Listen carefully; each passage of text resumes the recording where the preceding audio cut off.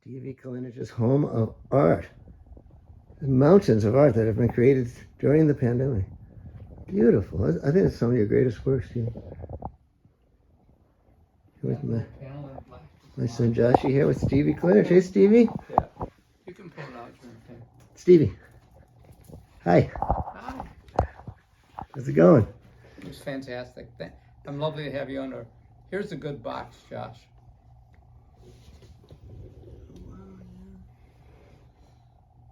I haven't seen you now for all of 2020. I missed you in all of 2020. Thank you for the lovely dinner, and thanks for bringing your son.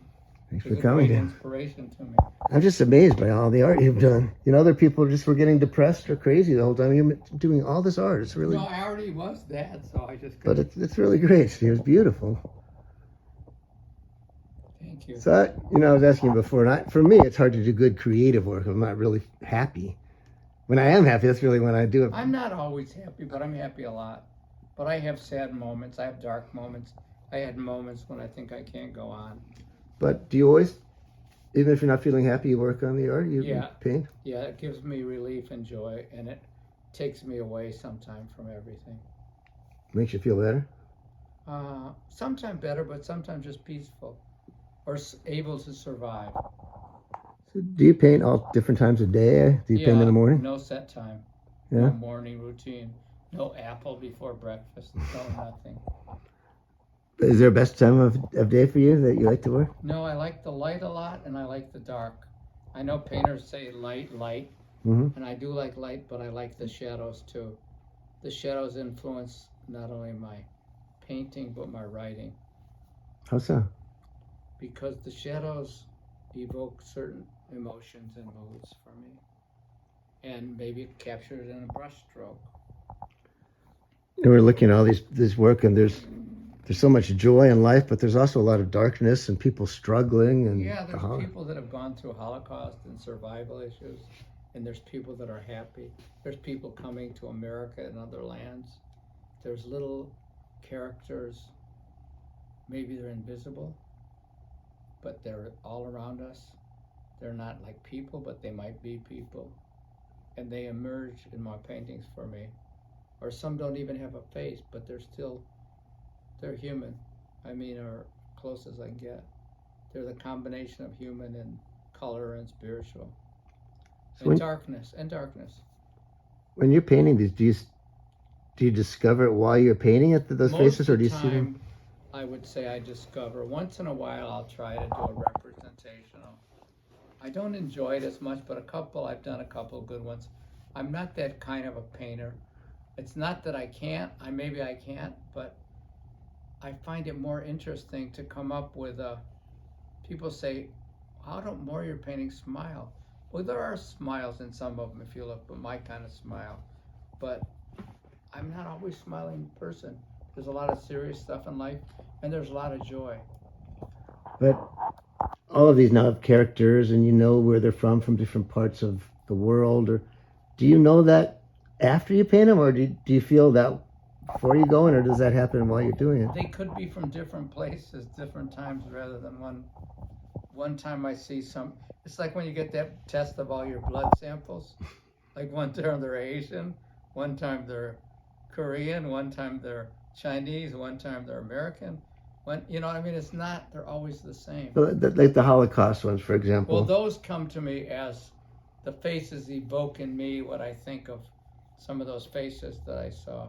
But those ones you went to the painting thinking, I'm gonna paint that now, and then you did? I thought of it as I was doing it, and then I realized once I started that's what I was doing, was a Holocaust walk. Oh, I see. Like my death mask. It started, and then I saw it. Like my one on war that you saw over there. Yeah. Now, I don't know if you can see it, but the face and the lip, it's war, but maybe it's not the conventional like Picasso's Guernica. It's my version of war. It's not traditional like that Picasso guy. Light in the eye. It reminds me more of Francis Bacon, that he would have like almost traditional, and then they get distorted as paintings. Yeah, That's how war came to me. Did it? Like, can you tell me that? Where do you start with something like that? Do you? What I start is, I'll start feeling around with lines and colors, and then when I get something that I'll start shaping it. And sometime after I do a few strokes, I'll see something else and go and touch it up, or I'll let it drip. If I like it, like I let the eye drip. Oh. Yeah. Like tears of blood or Oh, I see. what? But that acrylic doesn't do that, does it? The dripping, or does it? That has to be. I think I structured it kind of, but I think Oh. sometime if you let it free drip, it'll go all over everything. Oh, it does. Yeah, so it will usually, but I try to like a controlled. Oh, And sometimes I'll just pour colors on and shake them, and then I find a painting within it and paint it. I've done that before. Not always, but I've done it. I don't have a method or a madness. I have kind of different ways I could do it. they look to me, a lot of them, like, it seems to me like they're layered, like you did something and then dried and then you did another layer. I decided I didn't like it.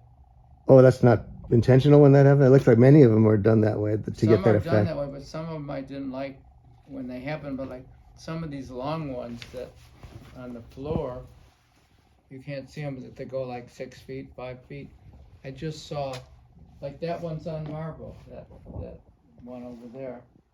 And then these boxes, this was my work board that I turned into a painting. Wow, that's beautiful. And I have everything in there, the work board, it was the backdrop, and then I started seeing a painting in it. It could be, it's weird, it reminds me in a way, which I didn't intend, of my version of Sgt. Pepper's Lonely Hearts Club, or something like that. I was thinking of The Last Supper, actually. It could be The Last Supper. One of those two. It could be Dante's Inferno, or The Divine Comedy. Or it could be We Are Heading, the Universe is Moving. It's a little Hieronymus Bosch, too, isn't it?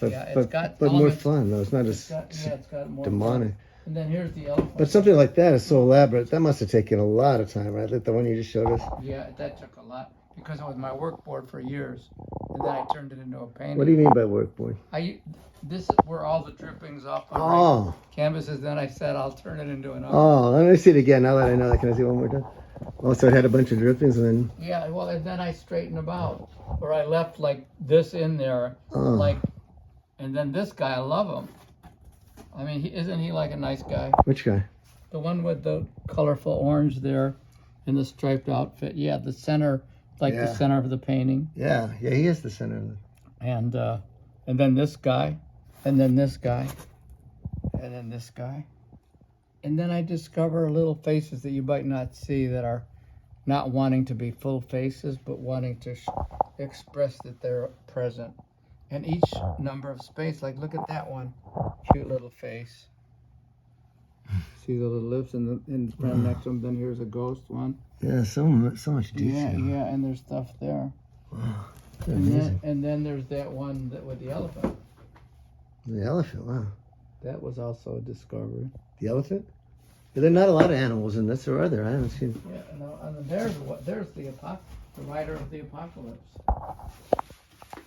See him? With his thumb and fingers up toward the universe. It's a black and white one right there? Yeah, look at that man with his reaching his finger, riding that big, whatever kind of prehistoric animal, and then the animal fueling it with the white head. Riding after the apocalypse. So I was saying, just the colors are so bright, but with also all the characters, they all seem alive. There's a lot of life to them. They're vivid, but there's a lot of energy. I can't hardly lift the wooden ones. So do they feel alive to you, Steve? Are they? Yeah, they do. Yeah? All of them feel alive to me. I feel a communication, and also they become, when I'm alone at night, they're like friends. I'm not lonely. Really? I mean, it sounds weird, but they feel like friends most of the time. Do they talk to you? Not in words, but they do speak sometime. When I'm really down, and when I'm ready to give up, and when I think I'm going to throw up, sick, I pray, God, can I get some break? then I even don't know what this is. But Are they all good? Or are there some that you don't talk to that don't communicate in the I same? don't think they're all good, but I think some are. They're all your creation, right? They're all like your children, right? Do you look at them that way? I mean, look at this that I just did. I forgot about it. This one you'll love. Each one of these that as far as I went. Josh, I never showed you this. Look, aren't these cute little? Yeah. And this is each page. See, Paul? Mm-hmm. Yeah. Oh. See the little Those pieces? are all separate pieces. Those are great. Yeah, all. Let's see, is there any more? There's a lot of work here. That's So there's a lot more work too that's already out of here, right? Oh, yeah. Boy, you've been busy. Very productive. So have you been writing as well, writing as Yeah. well as painting? Yeah. So that's the little idea of that one. Yeah, I've been writing poems, songs. I'm doing a new project with Adam Marsland. I think you know him from the Chaos Band. Is the writing the same kind of feeling for you? Do you get the same feeling, or is it a different thing? Sometimes, like with the Galactic Symphonies, or with the Meaning of Existence, which I haven't, it's too long to commit to memory. I've got one poem I've never recited called, what the heck's the name of it? Mellifluence Holy. Mellifluent Holy. It's a 200-page poem. Really? I mean, who would ever want to put it out? Or who could sit through 20 hours or 10 hours? But You could publish it though. yeah, I mean, yeah, I'd like to do it. And someday I'll show it to you, but Ginsberg wrote some really, really long ones like that. Then there was one, and people liked it, even though it was super long. yeah, but I like it. I'd love to recite it because I get a rhythm. And then on the Meaning of Existence, Did you write that recently? I'm sorry, the long one? I met that one a few years back. But like the one I wrote with Adam that I re-recorded with other people too, called on the Meaning of Existence, and it deals with all things like, I was that child that died on September 11th. I was this. I was there when the slaves, and you find themes like this in Walt Whitman. I was there before America was formed, before the lands came together, before the galaxies were formed. I was there. I will be there at the end, and I will be ever present with consciousness, even if the world dissolves. These are poems that will come to me. Right now, I've just made that part up, but I get that connection, and every song that's ever written by Paul McCartney, by anyone, it's right there. Let It Be, Hey Jude, Bob Dylan. They're all The Stream, Paul Zolo, Josh. We're all there. One may say one's better than another, but it's all the same. It's just some you might like more, but that speaks to a part of you that you don't know about. It resonates. Thank you. That's how I feel about this art. You're like, it's just some art, but this is incredible. It's amazing. I'm glad you experienced that way. It's very powerful to see such a, especially during a time a lot of people really had a hard time and didn't do anything productive at all. Yeah, and when someone says you're good or something, you have a tendency, which I've done, and probably you too, to let your ego feel good. What I say is, you're applauding that part of yourself that likes it, and that's cool. You're not just liking. It's something in you that it resonates.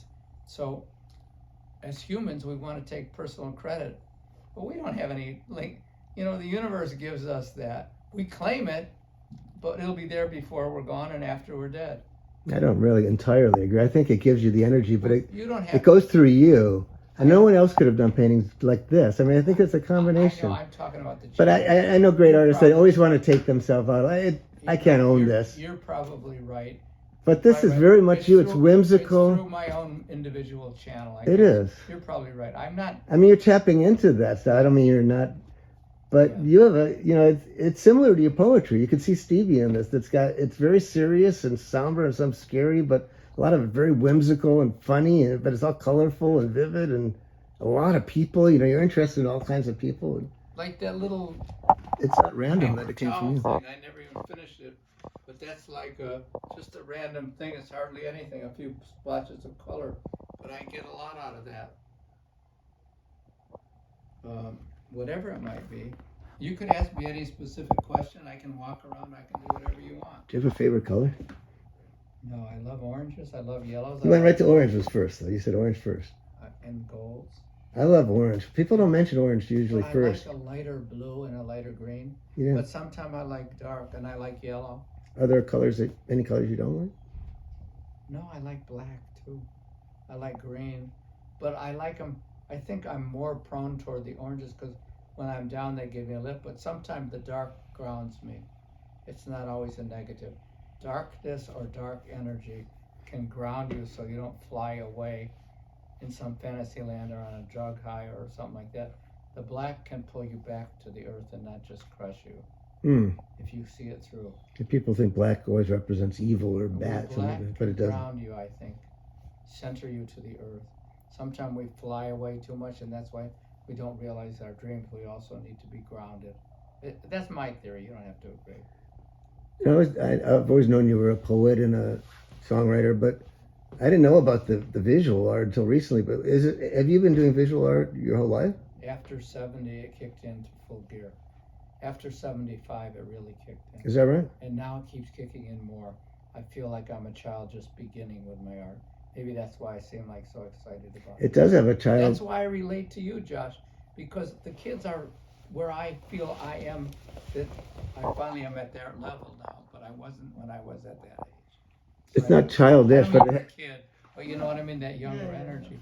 I feel, that's why I'm willing to learn.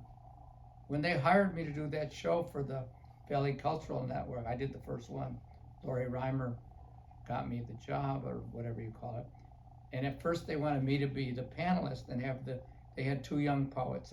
One was 15, one was 17, underprivileged poets. And I swear to God, I said, let's make it all of us. We're all on camera together on the Zoom. Their poems were as good as Amanda Gorman. They were so good. Not the good or bad, but they are amazing. And I learned from them. I'm always learning. It was sweet. You said you're like a child with it because it has that childlike energy. Not that it's childish, but it's joyful, like a kid having fun, making art. Yeah, I have fun. And it has that joy. And I've always found the best songs and the best artists when the person just loves making art more than anything. You want to be that. You want to be joyful with people. Yeah, but I feel that in art too. Like just working on a photo, working on a song is fun. I don't do it because I think this one will make a lot of money. It's more fun than anything else. I did think of how to make more. Yeah, I mean, I don't think those that get much fun out of it are great at thinking in those other terms often, but sometimes it works out. But you've done pretty great, and these, geez, I think there's so much beautiful art. I think people just love this work. Yeah. Any other questions? Do you have anything, Josh, you want to ask or say or contribute? No, I don't think so. Don't you feel a good energy with your son? I do. Not usually. We're not actually very close. We just pretend.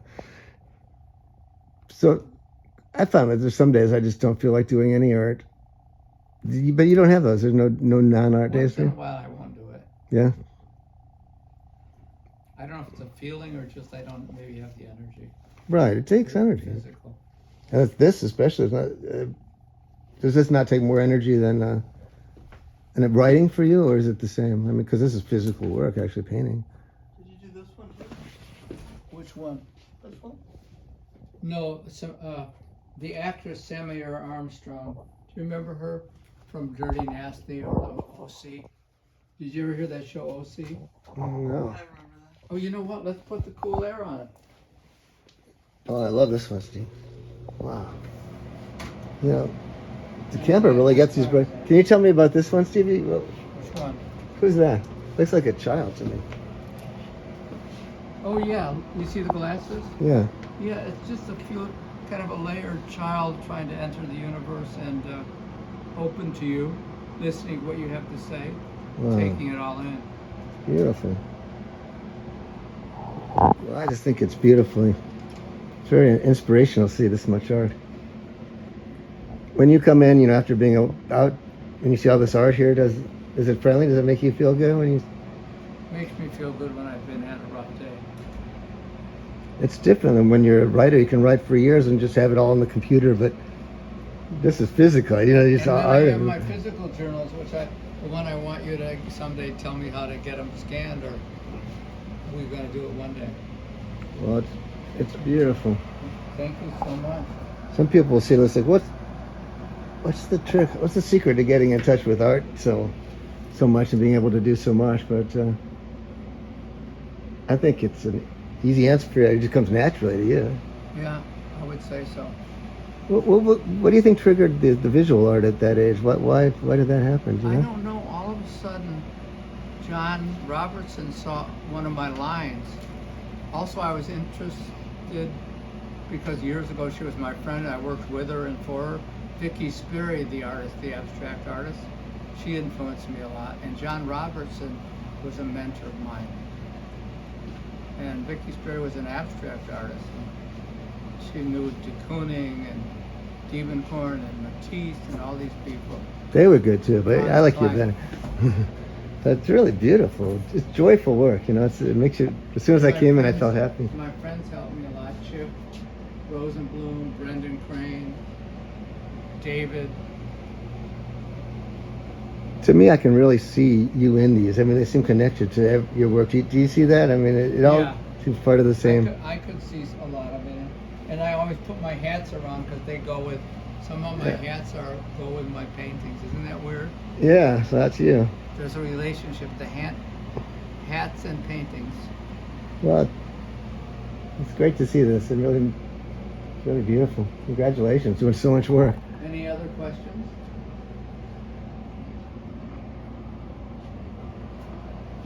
Wow.